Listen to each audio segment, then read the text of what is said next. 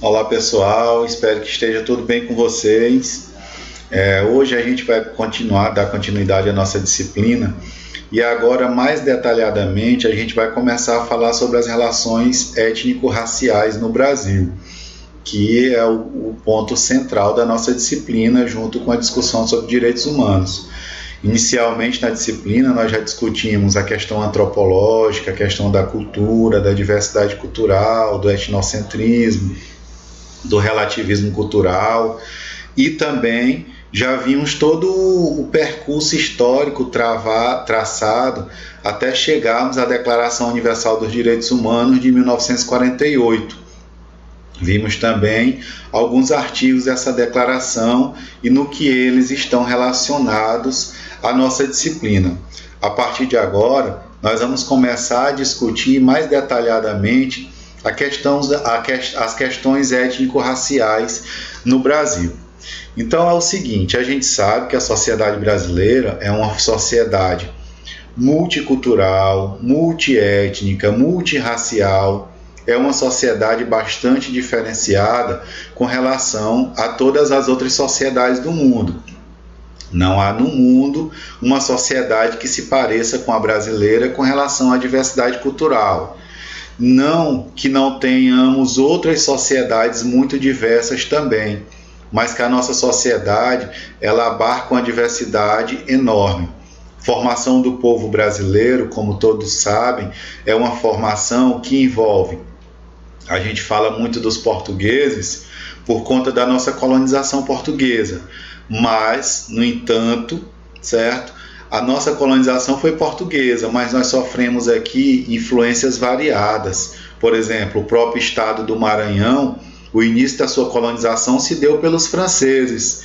O estado do Pernambuco sofreu uma grande influência dos holandeses. Então, a nossa sociedade, além dos portugueses, nós tivemos aqui a presença também de vários outros europeus, inicialmente no processo colonial, certo? Mas também já no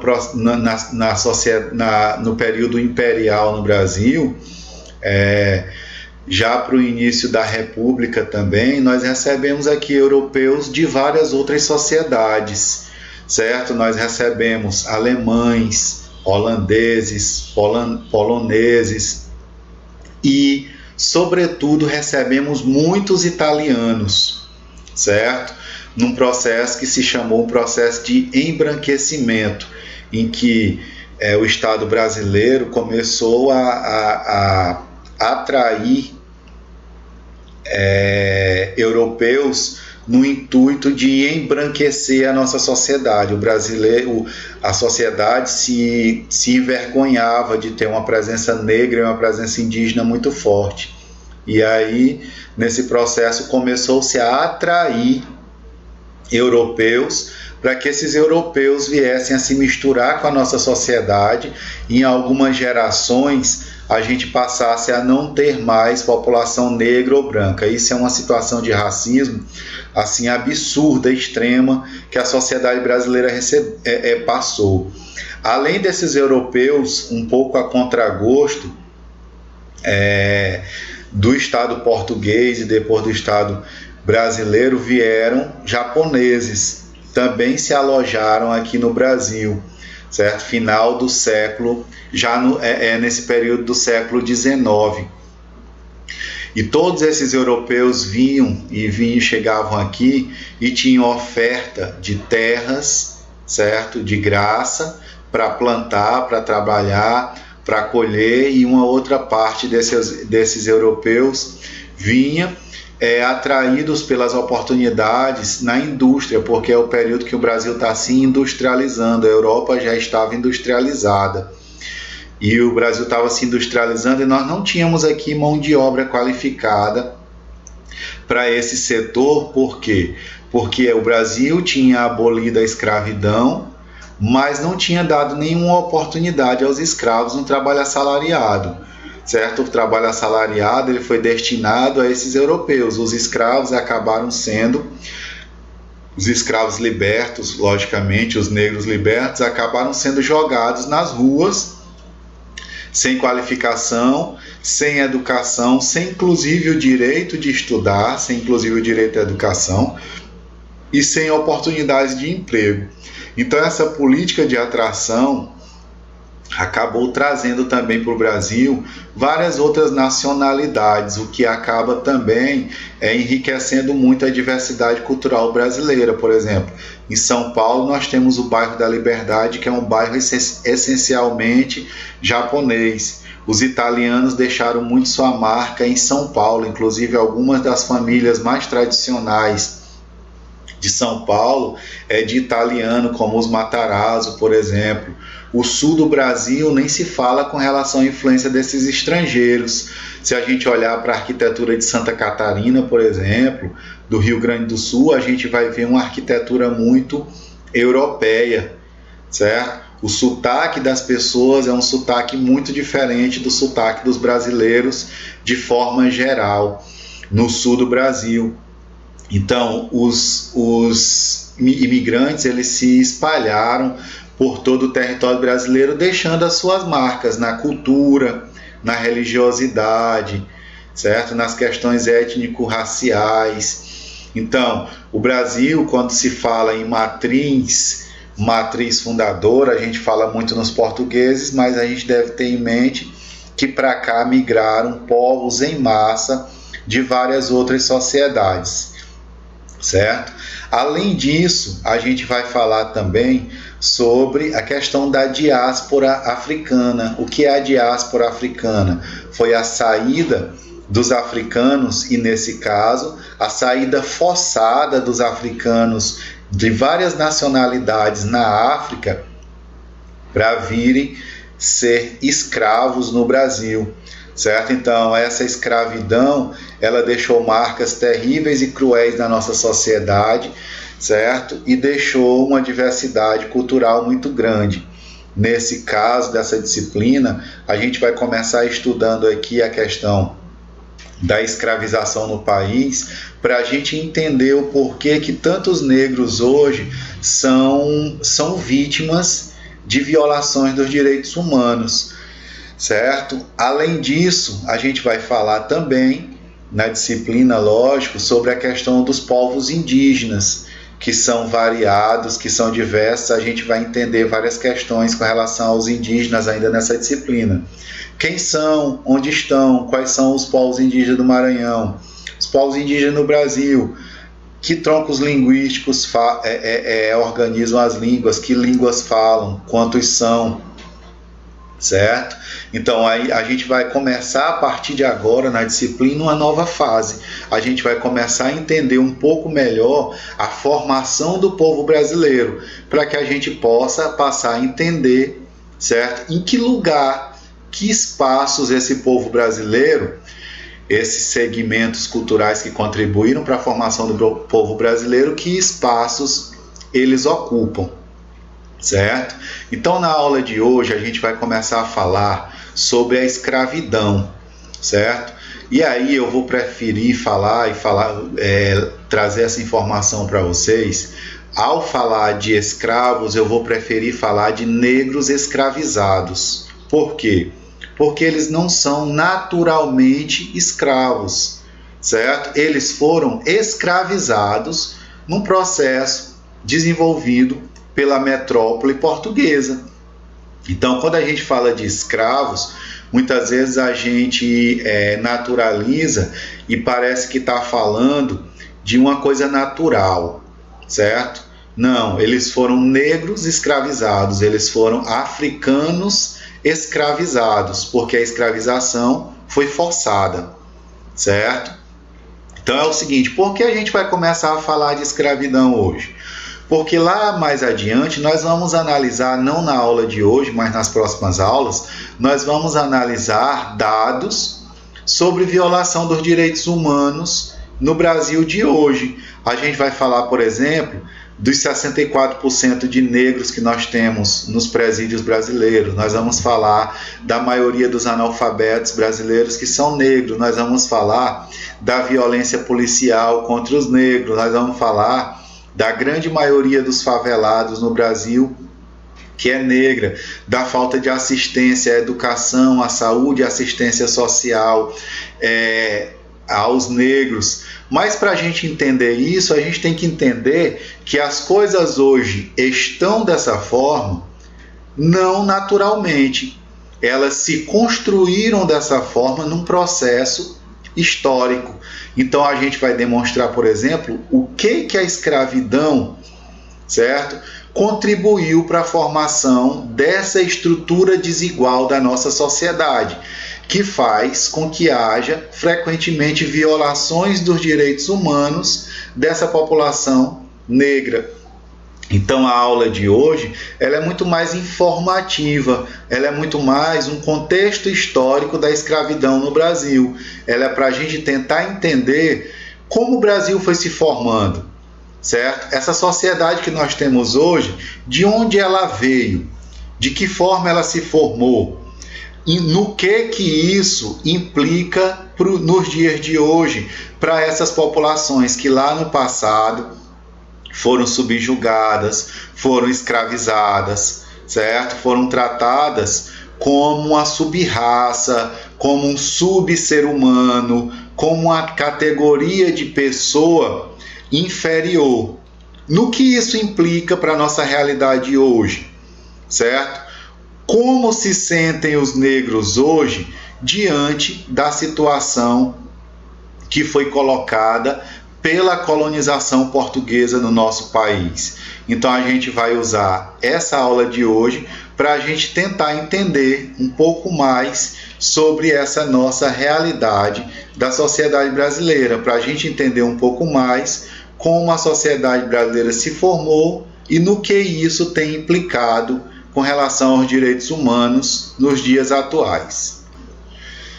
Então vamos lá. Um dado importantíssimo que nós devemos levar em consideração sobre a escravidão no Brasil é que a escravidão no Brasil ela não se iniciou a partir dos negros escravizados.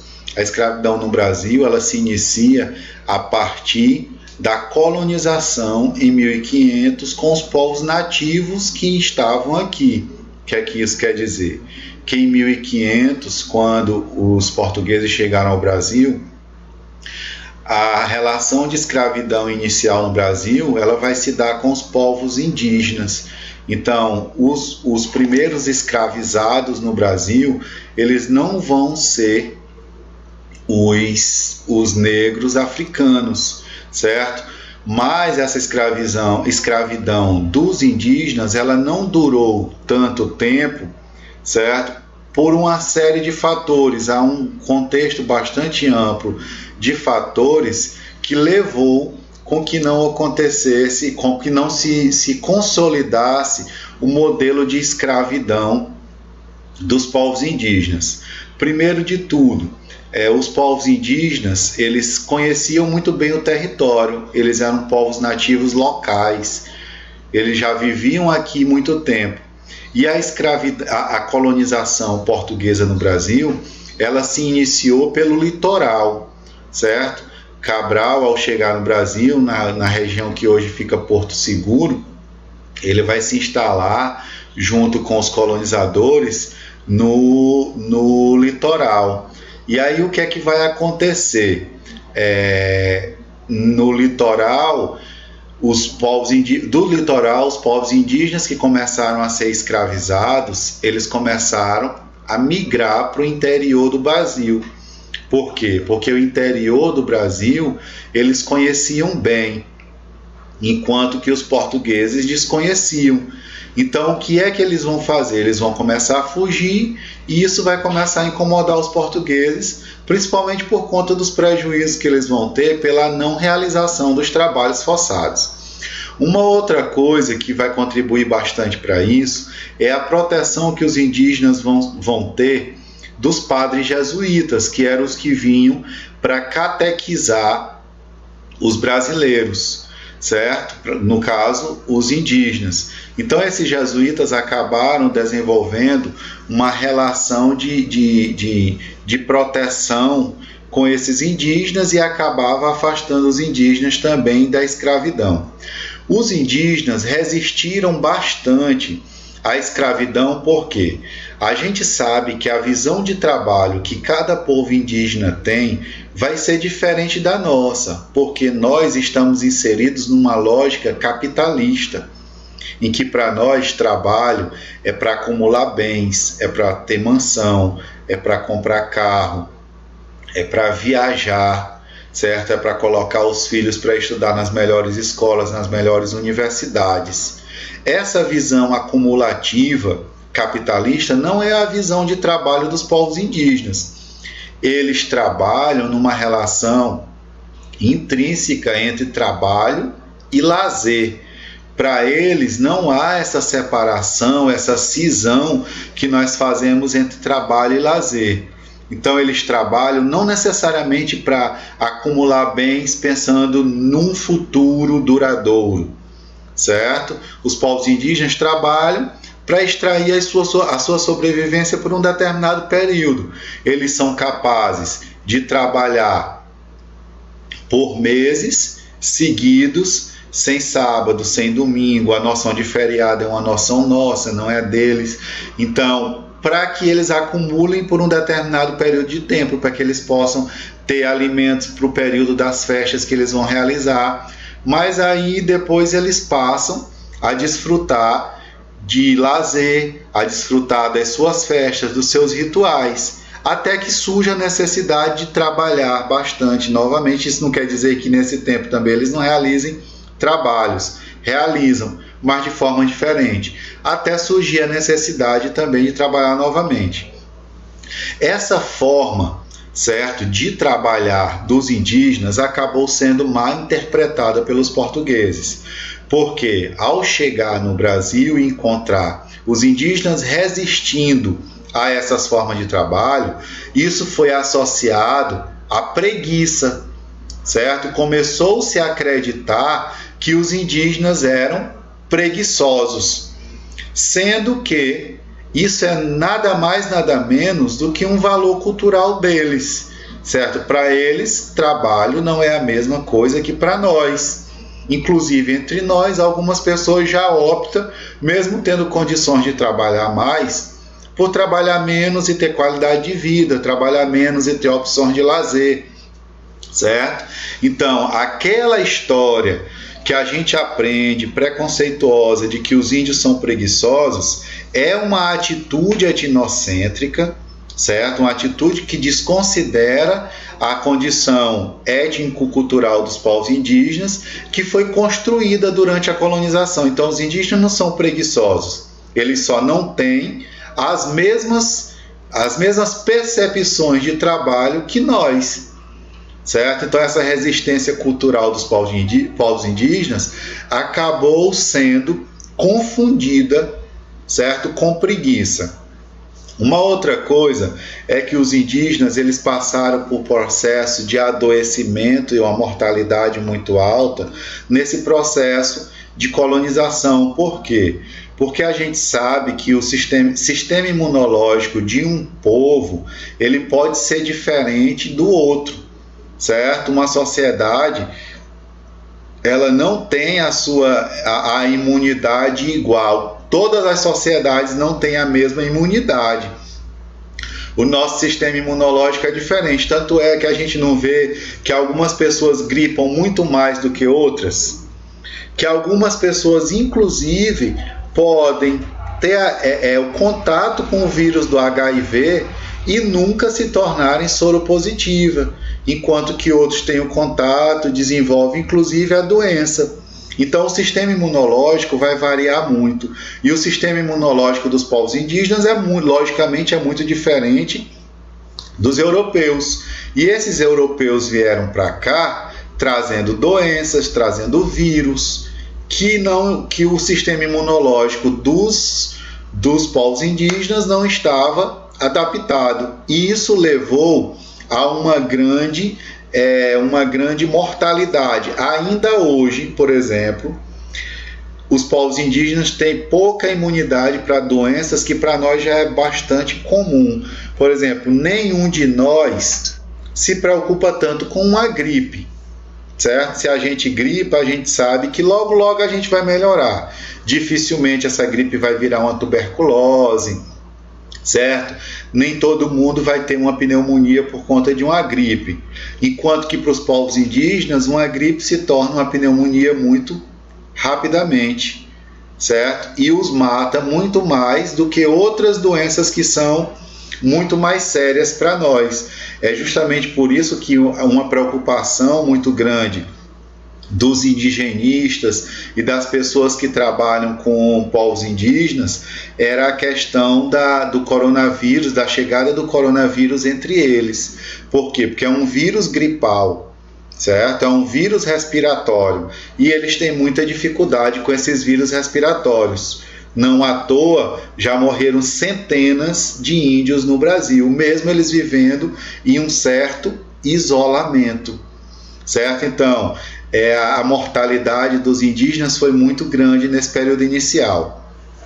Outras coisas que levaram à escravização dos negros e não dos indígenas foi uma questão cultural, religiosa, a crença de que os negros eram descendentes de Caim, certo? E carregavam a marca do mal, certo? Isso daí eu não gosto nem de discutir isso, porque é uma coisa totalmente absurda. A dificuldade dos negros a fugir, por quê? Porque eles não conheciam o território. Eles, como os portugueses, não viviam aqui antes, não entendiam, não conheciam o território, portanto não tinham como inicialmente fugir da escravidão.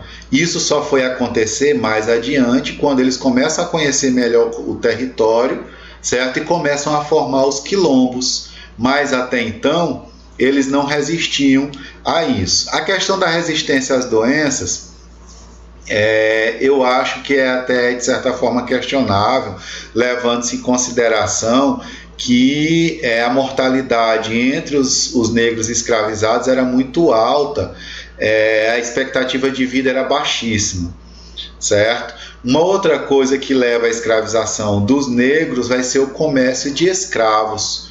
Por quê? Porque é um comércio muito lucrativo. Os escravos vão se tornar, certo? Mercadoria como qualquer outra. Como o próprio açúcar, que a gente está vendo aqui, o mundo do açúcar, por conta de que a escravização dos negros no Brasil ela vai começar justamente de forma mais severa quando o Brasil começa a se tornar um grande produtor de açúcar. Então, os engenhos de cana-de-açúcar foi que levaram a se trazer para o Brasil essa quantidade imensa de negros. Então, o tráfico negreiro ele era muito lucrativo, certo? Para os portugueses que o realizavam. E aí as principais etnias fornecedoras de negros para o tráfico negreiro foram os bantus e os sudaneses, certo? Para o Brasil vieram em geral muito mais bantus. A gente vai ver agora uma imagem aqui que mostra o tráfico negreiro da África para as Américas, não necessariamente para o Brasil. Então acompanhe nessa imagem aqui o tráfico negreiro para as Américas. Observem aqui, que para o Brasil vieram negros de Cabo Verde, São José da Mina. Essa costa aqui é toda chamada, costa da África, onde eu estou passando o cursor, é toda chamada Costa dos Escravos. E aqui vocês estão observando, os sudaneses enviavam escravos para o norte da África, e do norte da África outros povos que não os portugueses se apropriavam desses escravos para fazer a exportação, para fazer o tráfico, certo? Onde vocês estão vendo as setas azul é o tráfico de escravo para as Américas. As setas vermelhas, que é aqui onde partem os sudaneses, o tráfico de escravos que era feito para o Oriente e para o Mediterrâneo. Então aqui vamos seguir as setas que trazem ao Brasil, a gente vê aqui, ó, negros de Moçambique, que vieram trazidos forçadamente para o Brasil, Benguela, Luanda levou a América do Norte e a América Central, Cabo Verde levou ao Brasil e às Antilhas, certo? Então, esse daqui é o fluxo, certo? É o fluxo do tráfico negreiro inicialmente no século XVI. A gente vai começar a falar agora dados demográficos sobre o processo de escravização dos negros no Brasil, e também vai começar a discutir a situação em que esses negros eram transportados e a forma como eles viviam no Brasil escravizados. Então vamos lá. A gente vai começar agora a falar sobre o fluxo de negros escravizados arrancados da África, certo? Negros arrancados da África para serem escravizados no Brasil e nas Américas. Então, no Brasil, em 3 séculos, entre 1501 e no Brasil não, no mundo, mais precisamente nas Américas, entre 1501 e 1870, certo? Chegaram 12 milhões e meio de negros arrancados do continente africano. Então, o processo de tráfico de escravos arrancou, certo, da África de forma forçada 12 milhões e meio de pessoas para trabalhar de forma forçada. A grande maioria desses negros arrancados da África vieram para o Brasil. Em média, mais de 4 milhões e meio de negros escravizados nós tivemos no Brasil, trazidos para o Brasil. Isso sem considerar que aqui esses negros também procriavam, tinham filhos, então aumentava muito a população negra. Como acontecia esse tráfico de escravos, certo? Acontecia através do rendimento. Esses negros eram rendidos lá na África, no processo de aprisionamento, eram levados de forma forçada ao litoral, e lá no litoral eles eram embarcados em navios. Uma coisa que acontecia também nesse período era que alguns governantes de tribos africanas, de povos africanos, eram eles mesmos que vendiam os negros. Mas aí há que se considerar uma questão.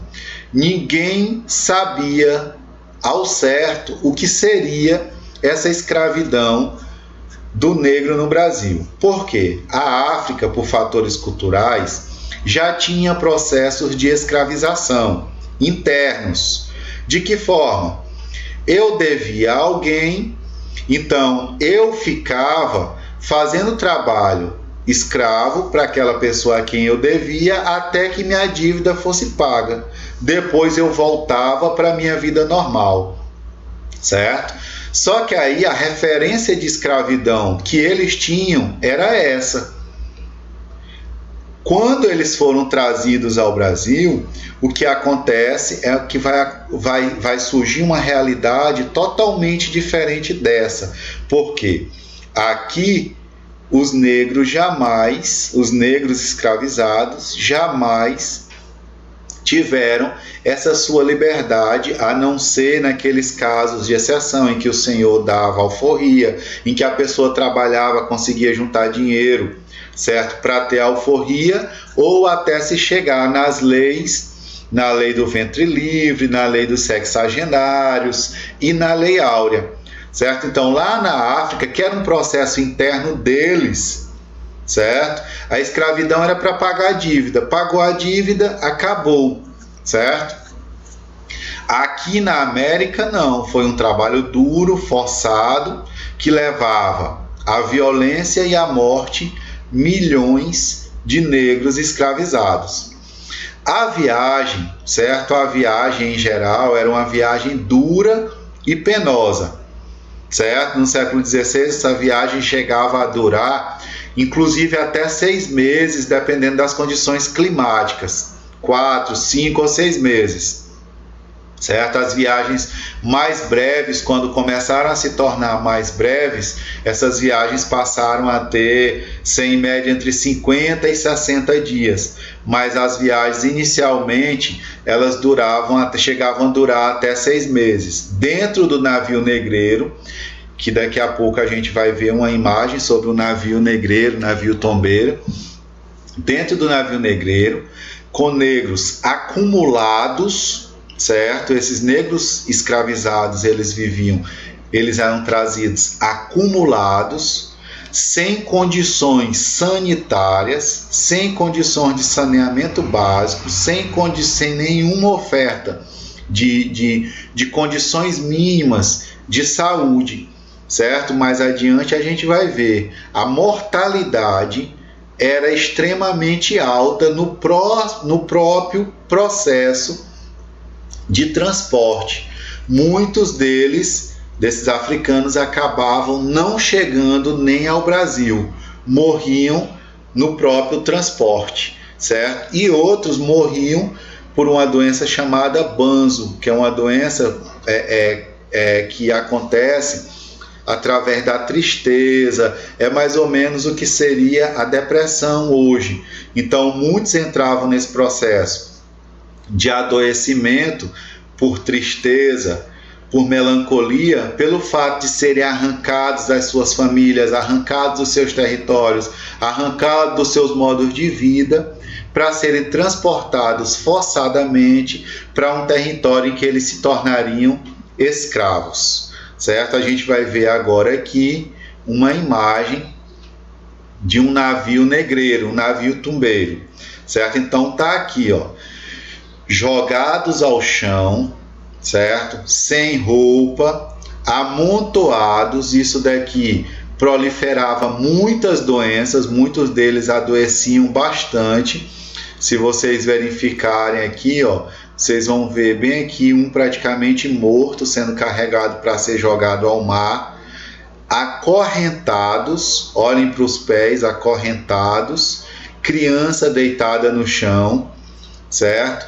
Então, assim era o transporte dos africanos escravizados.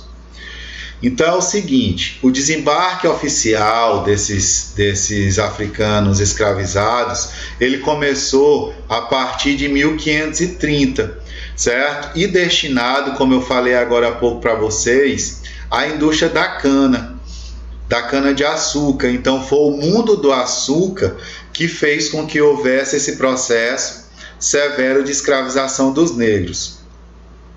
1583, certo? Logo 1583, só 53 anos após esse processo inicial do tráfico de escravos para o Brasil já contava com 14 mil escravos. Era um número muito grande diante de uma sociedade que antes só tinha os povos indígenas e pouquíssimos portugueses, certo?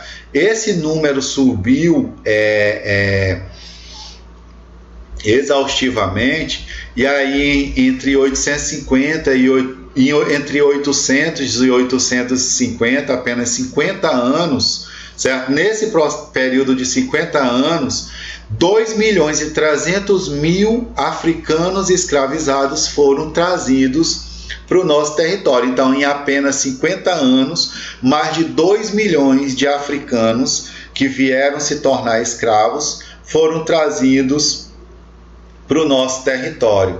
Então, a escravidão era tão lucrativa ao ponto de que ela começou a se acelerar de forma muito forte. Por quê? Primeiro porque comprar e vender escravos era lucrativo, certo? E depois porque esse trabalhador era um trabalhador extremamente barato. O que era que ele trazia de despesa para o seu senhor?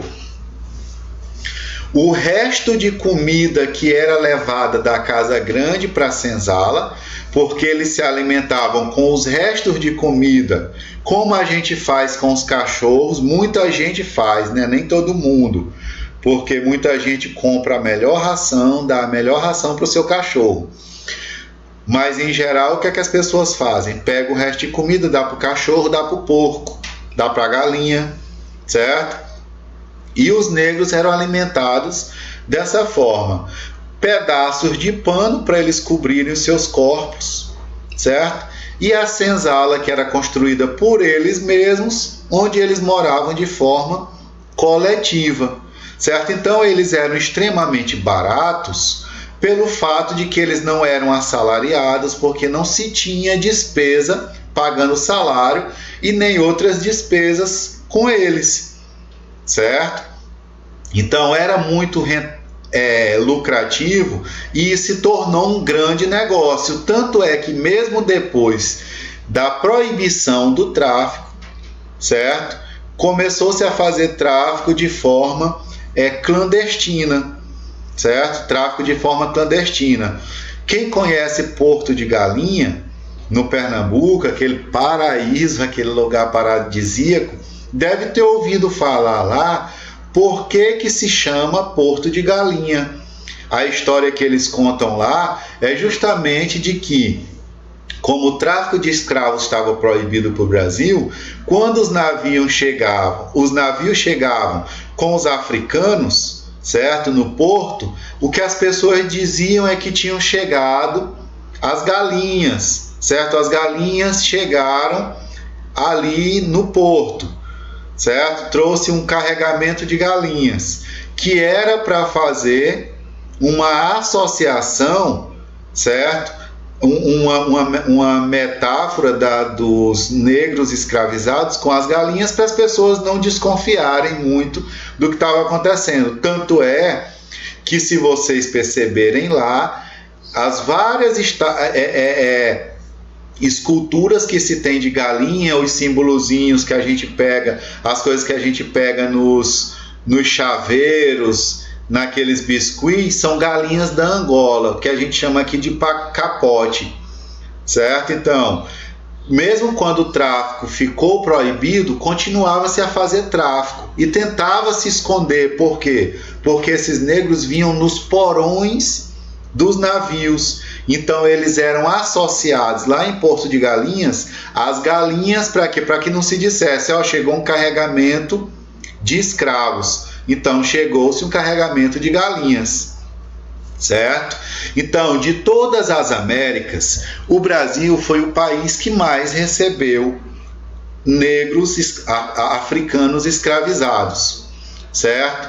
4 de cada 10 escravos que vinham para a América vinham para o Brasil, certo? Então, de 10, quase 50%, 40% vinham para o Brasil, levando em consideração que o Brasil, as Américas, tinham os Estados Unidos, tinha toda a América Central e toda a América do Sul, certo? São mais de 20, 30 territórios, 40% vinham para o Brasil, certo? Então a grande maioria aportou aqui no Brasil. E aí as áreas maiores fornecedoras de escravo na África, como a gente falou lá naquele slide que mostrava o mapa, foram Moçambique, a região do Golfo do Benin, e essa região do Golfo do Benin foi uma região que mandou muitos africanos para o Maranhão. Tanto é que as casas de culto africano que nós temos no Maranhão, como por exemplo a Casa das Minas, que nós temos em São Luís, que inclusive é tombada como patrimônio material da humanidade, certo? A Casa das Minas, ela faz rituais aqui que são os mesmos rituais lá do Benin. Ela reproduz rituais aqui e recebe entidades aqui que são entidades cultuadas lá no Benin. Então essa região do Golfo do Benin forneceu muitos africanos escravizados para o Brasil, certo? E em geral muitos para o Maranhão. Outras regiões também muito fornecedoras de escravos foi Gana e Nigéria.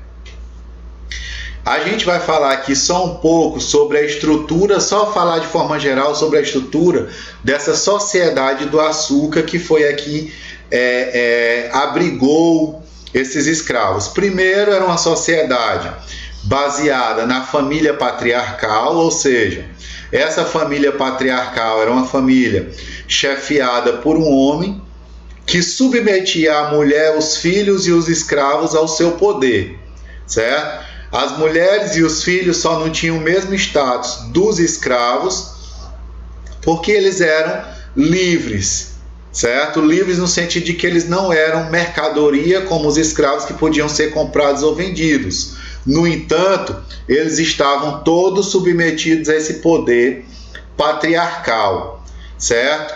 O senhor de engenho, que era o senhor de escravos e era o chefe da família, ele tinha o poder de vida e de morte sobre o núcleo da família e sobre os escravos.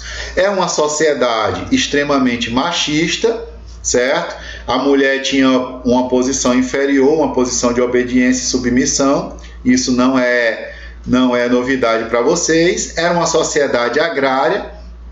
O núcleo dessa sociedade eram as fazendas produtoras de açúcar.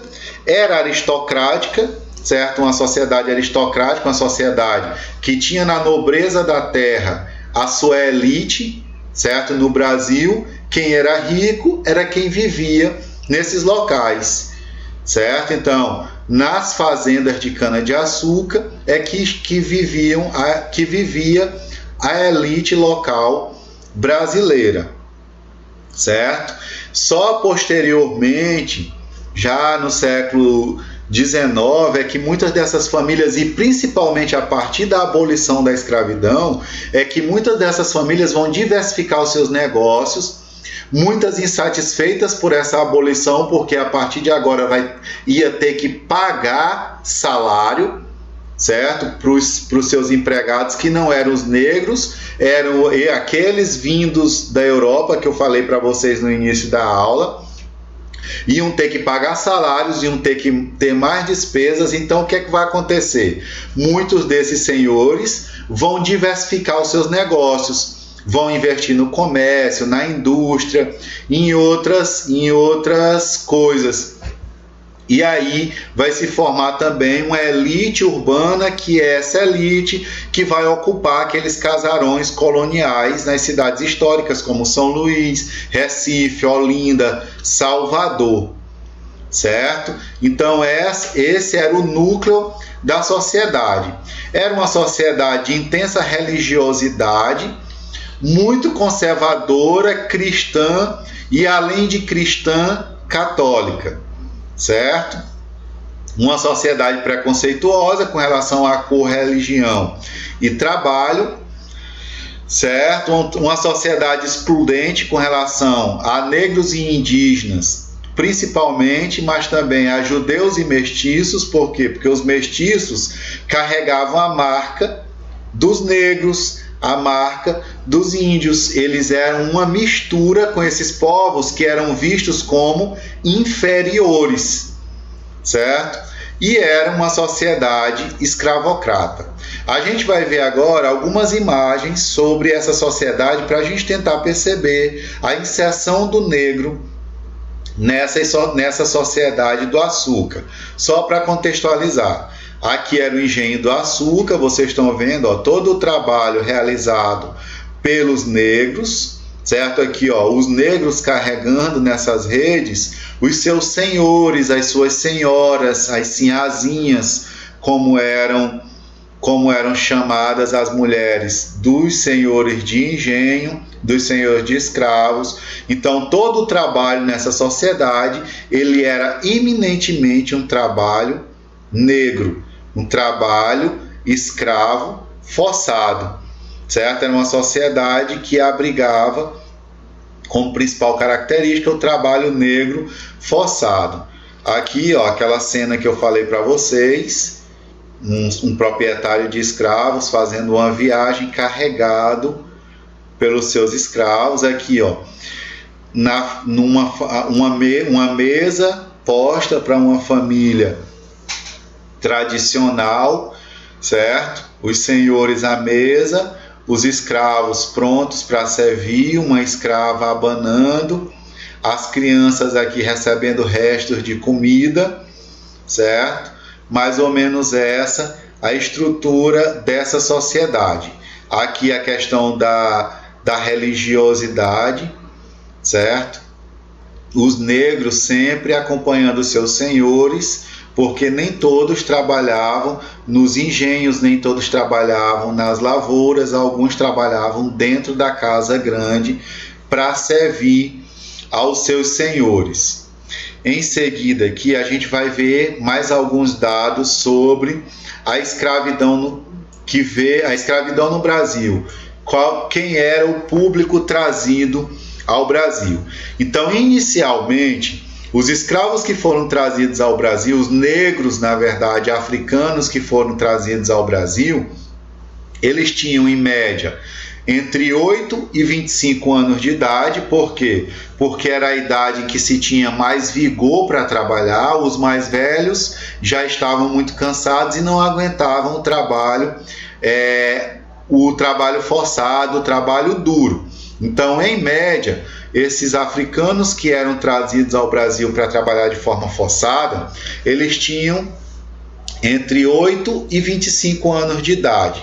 Só que depois, com o aumento da escravidão, do processo de escravização e de tráfico de escravos para o Brasil, e justamente no momento em que se precisou de mais escravos, porque o Brasil começou a produzir muito na cana-de-açúcar, aí depois a gente já chega em Minas Gerais, Goiás, a questão da mineração, do ouro, certo? O ciclo do ouro vai exigir também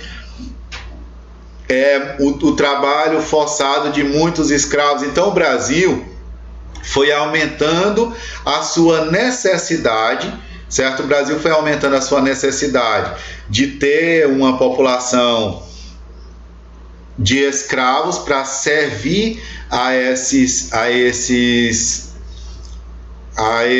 segmentos de produção, certo? E aí, depois disso, todos os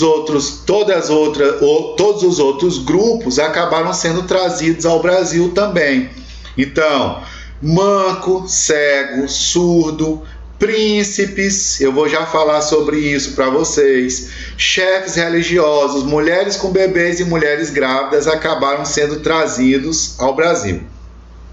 As imagens que nós construímos da África hoje, por conta de toda a exploração que a África sofreu, certo? É de uma África extremamente pobre, não é isso? A gente vê uma África pobre, uma África que passa fome, uma África cheia de HIV, cheia de ebola, cheia de uma série de epidemias.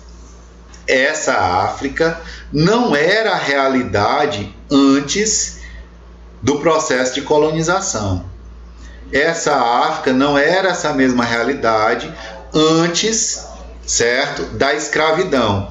Essa África se tornou assim justamente por conta da exploração que se fez por parte de Portugal, Espanha, Inglaterra, Holanda, França, Itália e várias outras nações europeias que foram lá, tiraram os africanos de lá, levaram forçadamente para as suas colônias, mas eles não levaram só pessoas, eles levaram riquezas.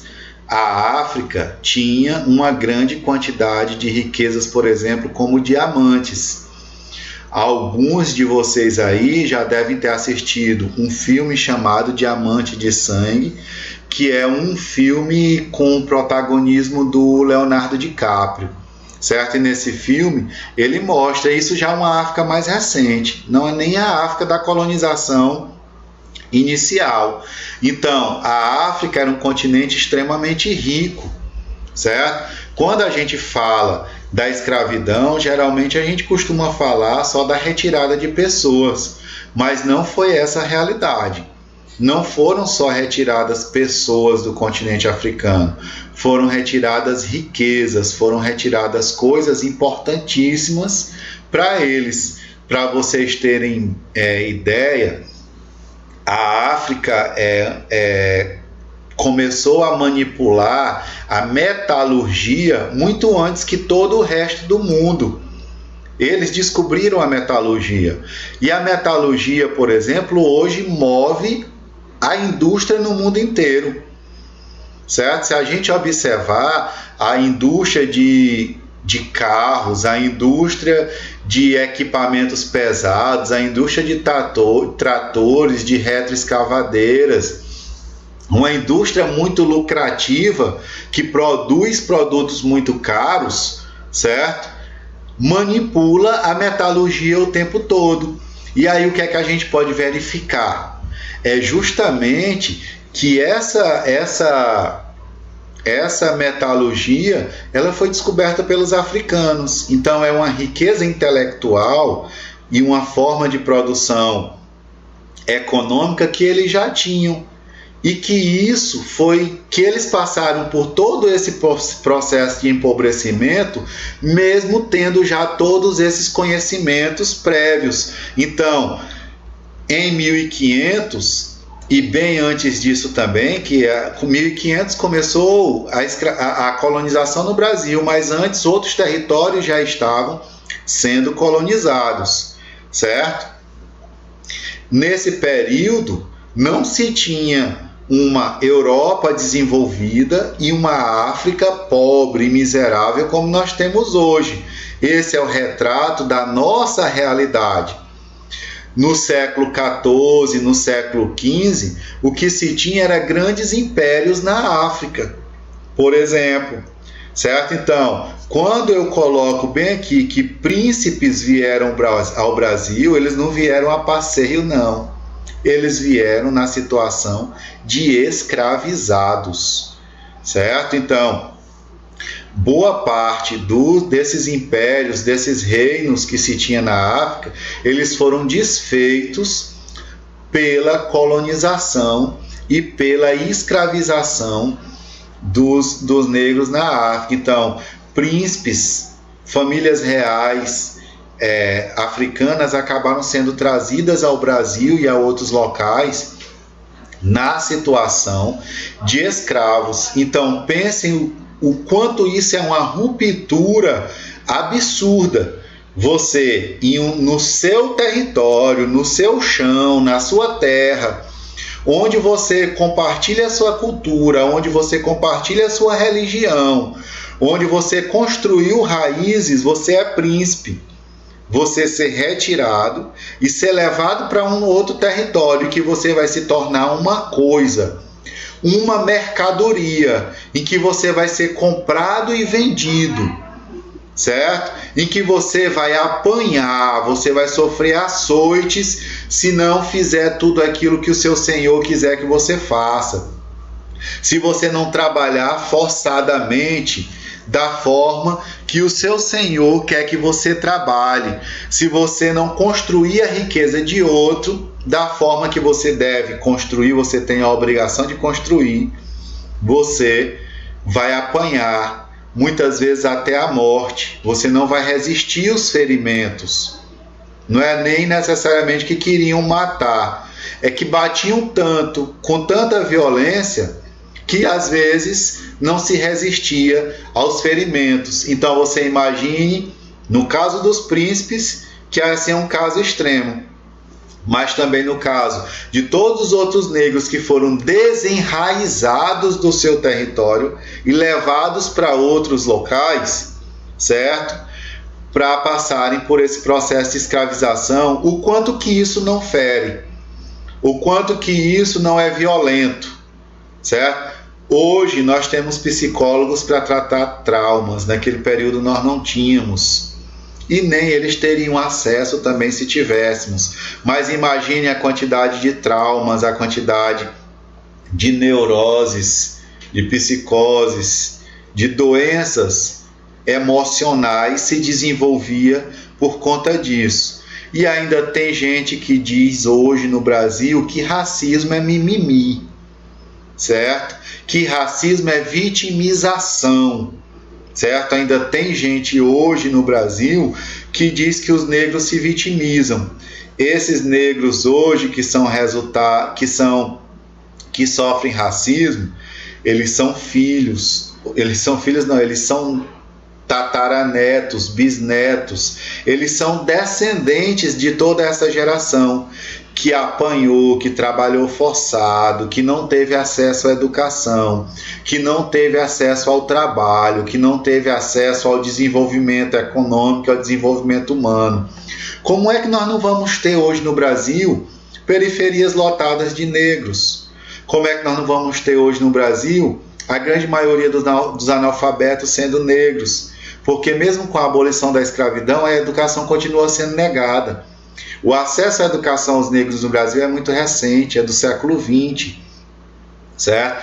E a democratização desse acesso é mais recente ainda, já é década de 70, década de 80, certo? Então, gerações de analfabetos, gerações de crianças que tiveram que trabalhar, certo? Mesmo sendo livres, trabalhar para ajudar a sustentar suas famílias. O trabalho infantil é uma das chagas da nossa sociedade, certo? Então, como nós vamos ter uma elite, como nós vamos ter muitos negros escolarizados com nível superior, se todo o contexto dos seus antecedentes é esse, certo? Então, as pessoas ainda julgam, certo? Políticas de ações afirmativas, cotas, algumas políticas compensatórias dizendo que é mimimi, que é privilégio.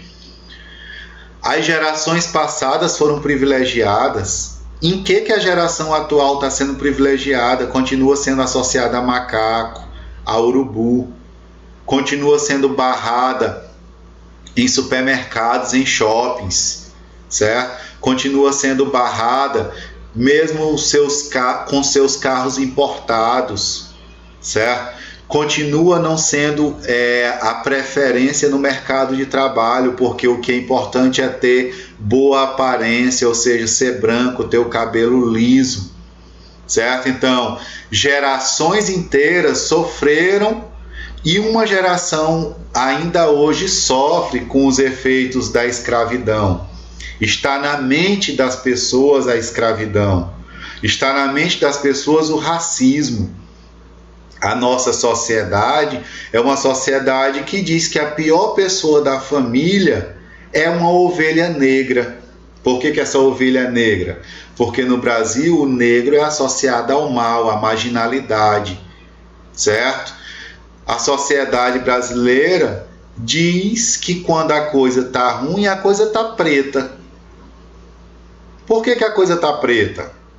A sociedade brasileira diz, quando as coisas estão dando tudo errado na vida da gente, que tem uma nuvem negra na minha cabeça. Por que essa nuvem é negra? Certo? A sociedade brasileira diz que quando uma pessoa está falando mal de mim, ela está denegrindo a minha imagem. Peguem o dicionário e olhem o que é denegrir. É tornar negro. Então, todo esse contexto é um contexto de muita exploração, de muita violência, certo? É um contexto de muita pobreza, de muita falta de acesso à educação, à saúde. Mas a sociedade brasileira diz que os negros que estão sendo contemplados por políticas de ações afirmativas se vitimizam, estão com mimimi, certo? Então, para vocês entenderem, as violações dos direitos humanos que nós temos hoje, elas são resultado desse processo histórico. Elas não surgiram do nada. E elas não podem ser descontextualizadas também, certo? Todo o contexto de racismo, de discriminação racial que nós temos no Brasil hoje, são resultado desse processo aqui de escravidão, certo? A gente vai avançar agora um pouco mais para analisar mais alguns dados com relação à escravidão no Brasil. Dos 12 milhões e meio de negros embarcados na África, somente 20% chegaram vivos.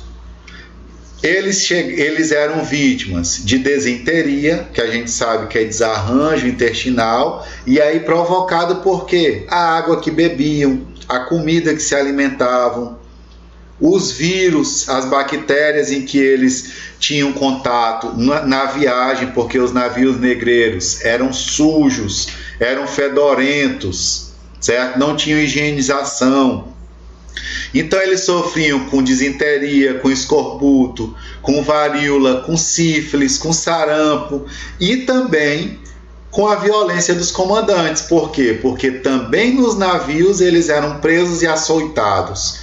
Lembrem que eu mostrei agora há pouco para vocês a imagem de um navio negreiro, e lá nesse navio negreiro a gente encontra na imagem os negros com os pés acorrentados, certo? Então, 20% não chegavam nem aqui, 20% acabava morrendo na própria viagem.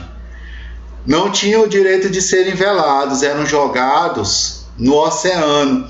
Por isso que o Oceano Atlântico ele é considerado o maior cemitério de negros do mundo. Por quê? Porque lá eram jogados esses africanos que morriam em trânsito, em viagem. Aqui, ó, muitas vezes os corpos dos mortos jaziam por dia junto dos vivos até serem lançados ao mar. Devido às graves infecções oculares, era comum o desembarque de escravos cegos. Então, se infectavam com bactérias, certo? E acabavam chegando cegos aqui. As pessoas tinham que conviver nos navios com os corpos em decomposição, inclusive dos mortos, certo? Que posteriormente eram jogados ao mar. Para vocês verem a crueldade dessa e a violência da escravidão, olha esse dado aqui. A vida útil média de um africano nas plantações passava de 5 anos, ou seja, em média não passava de 5 anos, em média não conseguiam trabalhar da forma como trabalhavam por 5 anos. Por quê? Porque era um trabalho de domingo a domingo, um trabalho de 18 horas, 20 horas por dia, um trabalho pesado, e depois o açoite, a má alimentação e a zero assistência à saúde. Então isso fazia com que os negros escravizados chegassem em média somente aos 30 anos de idade. Então, muitos de nós já temos 30 anos de idade, certo? Então, muitos de nós já estávamos passando da expectativa de vida do que era a expectativa de vida de um negro escravizado. Fisicamente, aos 30 anos, eles estavam esgotados. Lembre-se que uma das primeiras leis abolicionistas que se teve no Brasil foi a lei dos sexagenários, que libertava todos os escravos com mais de 60 anos de idade. Uma maldade, por quê? Porque aos 60 anos de idade quase não se tinha mais um negro escravizado vivo. Praticamente todos já tinham morrido bem antes disso. Aqui a expectativa de vida era de 30 anos de idade. Então essa violência levava a todo esse absurdo da escravidão, certo? Esse absurdo que levava as pessoas à morte muito rapidamente. A gente vai só ver aqui rapidinho uma imagem que mostra um mercado de escravos, para vocês verem que não é metáfora quando a gente diz que um escravo era uma mercadoria. Não. Onde é que a gente compra coisas? Onde é que a gente compra mercadorias? É no mercado, certo? Então aqui o desembarque dos escravos, dos negros escravizados, e aqui eles expostos no mercado em que os senhores iam lá, certo? Para olhavam o tamanho, olhavam os dentes, olhavam as condições físicas para saber se aquele seria um bom escravo ou não, certo? aqui uma caracterização de como eram os espaços ocupados por eles. Vocês vão ver que a situação era desumana, que a situação era de violência extrema, era de uma absurda violência. Eu vou ler para vocês terem a exata noção de como era. O chão em que ficavam era grotesco, coberto de sangue, suor e outros fluidos corporais. As necessidades eram feitas em baldes ou em cabines nos convéis. Mas nem sempre essas estratégias funcionavam. O cheiro de urina e fezes era sentido de longe por quem esperava no porto, certo? Então, a chegada dos escravos já era denunciada pelo fedor que o navio negreiro trazia. Tinha como essas pessoas terem saúde? Tinha como essas pessoas terem uma qualidade de vida? Uma expectativa de vida alta? Não. Por quê? Porque as situações em que eles eram colocadas eram absurdas, certo? E eram absurdamente desumanas. Ou a higiene corporal. A higiene bucal, os escravos faziam bochecho com vinagre. Para limpar o corpo, se enxaguavam 2 vezes durante toda a viagem. Lembrem-se que eu falei que as viagens podiam durar em média entre 50 e 60 dias ou até 6 meses, certo? Então, muitos acabavam adquirindo muitas infecções, adoecendo, morrendo ou ficando adoecido mesmo por um longo período de tempo até chegar à morte, por conta da falta de higiene, que não era deles. Era a falta de higiene das condições em que eles eram expostos. Então, a higiene bucal feita com vinagre e o banho feito 2 vezes, às vezes 2 vezes durante toda a viagem. A gente vai ver agora, a gente vai condensar agora informações gerais sobre a escravidão no Brasil, sobre como acontecia essa escravidão no Brasil, características gerais. Que eu acabei de falar para vocês agora há pouco. As jornadas diárias de 14 a 18 horas por dia. Vamos fazer os cálculos. Se começasse a trabalhar 5 horas da manhã, certo? 5 horas da manhã, 18 horas, 5 mais 18, 23. Se parava de trabalhar às 23 horas. Ou seja, parava de trabalhar às 23 horas para às 5 horas da manhã começar a trabalhar de novo. Certo? Então, eram jornadas exaustivas, é por isso que a expectativa de vida era tão baixa. Então, era você trabalhar praticamente como uma máquina, certo? Como um animal. Era você ser exposto a um trabalho duro e severo no sol, certo? No sol, trabalhando no pesado, trabalhando nas lavouras, trabalhando nas minas, certo? Trabalhando em várias atividades extremamente pesadas por até 18 horas por dia. Isso se alimentando muito mal, porque se alimentavam dos restos de comida, morava-se muito mal, um monte de gente junto numa senzala, certo? Que não devia ter também a higiene, as condições sanitárias favoráveis, certo? Então, exposto às várias situações extremamente desgastantes e desfavoráveis, certo? Desumanas, de fato, desumanas. Estavam sujeitos a castigos e a maus tratos diários. Se vocês observarem essa imagem que está aqui debaixo da minha imagem, certo? Um negro escravizado amarrado num pau, numa posição totalmente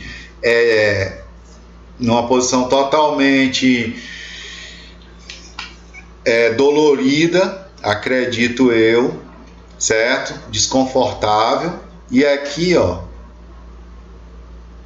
um capitão do mato, certo? Uma pessoa que era responsável por açoitar, fazendo esse açoite como forma de castigo, em geral, de castigo por alguma coisa que se julgasse que esse negro escravizado teria feito de errado, certo? Então, uma violência absurda.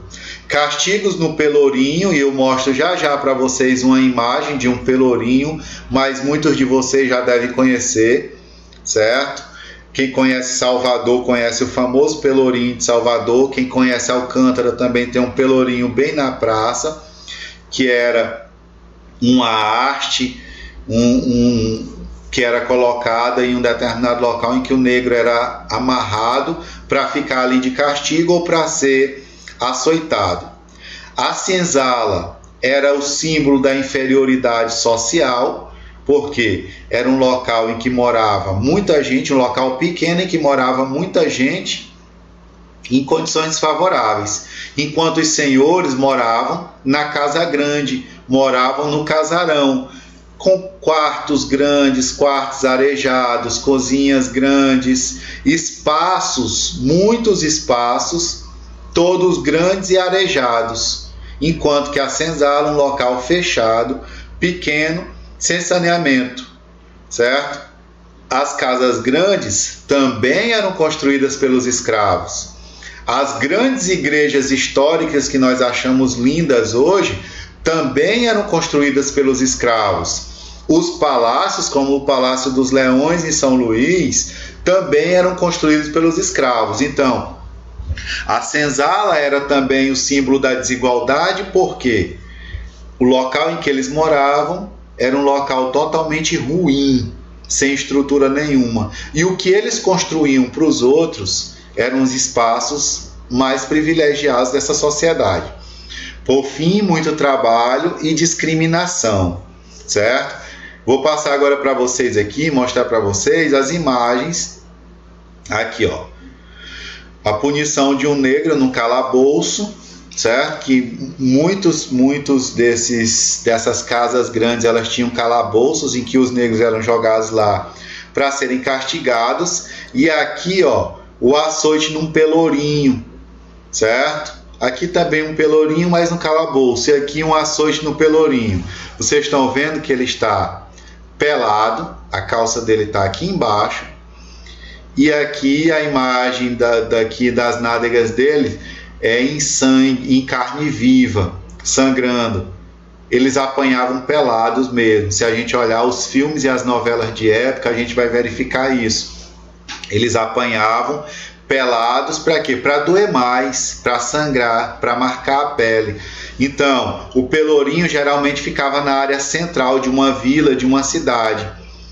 E aqui, ó, várias pessoas acompanhando o açoite. Isso aqui era uma forma de expiação também, de mostrar o castigo dele para que os outros se sentissem intimidados e não infringisse nenhuma regra, para que não se tornasse também vítima disso daqui, ó. Se vocês observarem na imagem, acorrentados pelo pescoço, jogados ao chão, então em condições totalmente desumanas, condições de violência extrema, certo? Eu vou falar agora para vocês um pouco sobre a abolição da escravidão nas Américas.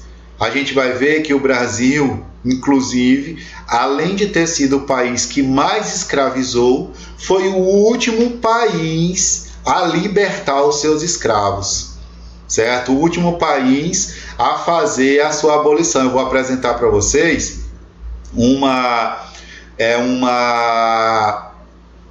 lista dos países e quando eles aboliram a sua escravidão, certo? Então vamos lá. Escravidão no Brasil. Abolição nas Américas. O Haiti foi um país pioneiro. O Haiti, que hoje é um país extremamente pobre ainda, certo? Abandonado. Foi um dos países que primeiro aboliu a escravidão, certo? E aí o Brasil foi o último desses países. A gente vai ver aqui essa lista, certo? Essa lista para vocês verem quando cada país da América aboliu a escravidão. O Haiti em 1793, o único que ainda aboliu a escravidão no século XVIII, certo? O único que aboliu ainda no século XVIII, em 1793. A República Dominicana aboliu exatamente no ano que o Brasil se tornou independente de Portugal, 1822. E aqui a gente segue. Chile, ó, vocês veem que é um movimento muito forte, de sequência de um até o outro, até se chegar, certo, numa determinada parada, demorou um pouco e se chegou ao Brasil.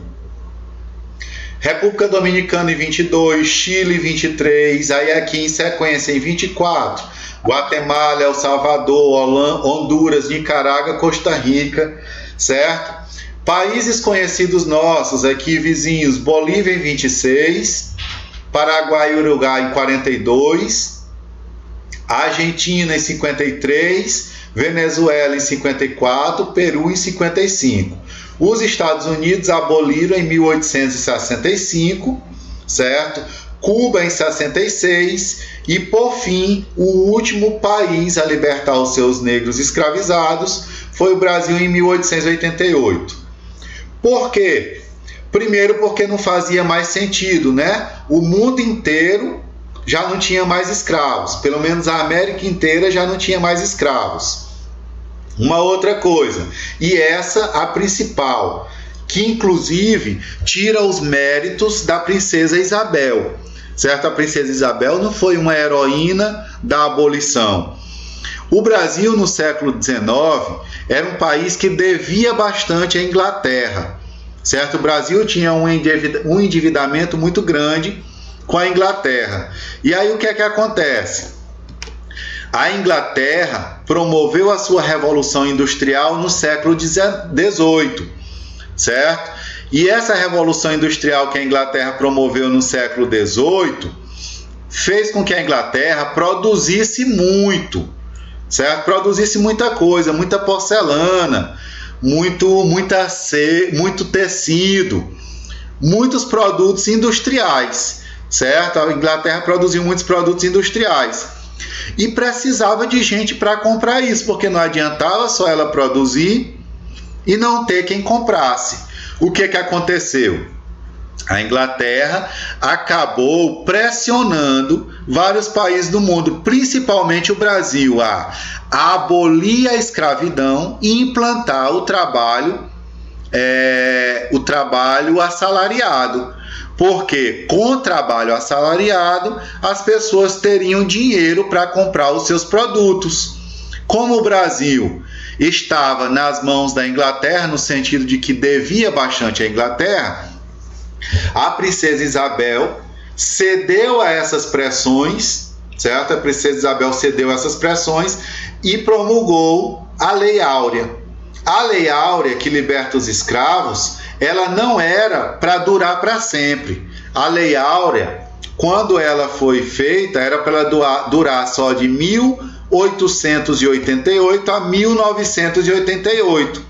Em 1988, era para os negros voltarem a se tornar escravos no Brasil. Só que aí o contexto já não permitia mais, certo? O contexto já não permitia mais, então não fazia sentido e não tinha nem condições. Então, antes disso, a Lei Áurea já passa a própria legislação brasileira já passa a desconsiderar a possibilidade de trabalho escravo. Então, a princesa Isabel, ela não é uma heroína da abolição, certo? Ela fez isso para atender aos interesses da Inglaterra em Portugal, da Inglaterra no Brasil, certo? Por quê? Porque a Inglaterra precisava de trabalhadores assalariados para que esses trabalhadores comprassem os seus produtos, certo? A gente vai ver agora aqui, só a título de informação, alguns dos termos que eram usados eram empregados para se referir aos negros. Ladinos, negros aculturados, ou seja, que conheciam a língua. Boçais, negros recém-chegados da África. Crioulos, negros nascidos no Brasil. Mestiços, filhos de negros com brancos ou com índios. Negro do campo, que trabalhava na lavoura. Doméstico, que cuidava da casa grande. De ganho, que trabalhava com artesanato, vendendo quitutes, vendendo pela cidade. Aqui, ó, como está nessa imagem. Então, os escravos de ganho eram os escravos que trabalhavam vendendo coisas. Pretos forros, os que eram alforriados, eram livres, eram libertos, os que conseguiam a sua liberdade. De aluguel, aqueles negros que eram emprestados ou eram alugados a outros senhores de escravos. E amas de leite eram as negras que acabavam servindo para amamentar as crianças, outras crianças, ou em geral das suas senhoras, certo? Então aqui a título de informação alguns termos que a gente ouve falar no nosso cotidiano que não conhece muito, às vezes não conhece muito, alguns termos que eram usados para se referir aos negros escravizados. E por fim, só vou passar aqui para vocês algumas imagens de como eram as senzalas, certo? Aqui são ainda construções da época colonial, as senzalas, em que eram moradias coletivas dos negros escravizados. Aqui, ó, senzalas. Aqui, ó, uma imagem por dentro de uma senzala, ou seja, um lugar sem nenhuma ventilação, sem iluminação. Aqui tem porque é uma senzala, um espaço representando... É uma senzala de fato do passado, mas nos dias de hoje. Então aqui já tem uma iluminação, certo? Mas no passado não tinha. Então os negros escravizados, eles acabavam morando coletivamente aqui, amontoados, certo? Então, gente, aqui a gente encerra a nossa aula. Essa aula foi para a gente contextualizar a situação dos negros na sociedade brasileira, os negros escravizados, para a gente tentar entender agora qual o contexto atual, certo, da questão racial no Brasil. O porquê que a questão racial no Brasil é um problema de direitos humanos, que consequências todo esse contexto aqui trouxe para a nossa realidade hoje, certo? De que forma isso acaba contribuindo para que a gente passe por todos esses problemas que nós temos hoje com relação aos direitos humanos e à violação dos direitos humanos da população negra no Brasil. Espero que tenha sido bastante elucidativo para vocês, que vocês tenham gostado, tenham se apropriado muito das informações, certo? Para que a gente possa fazer esses links com a realidade atual. Até logo, tudo de bom para vocês.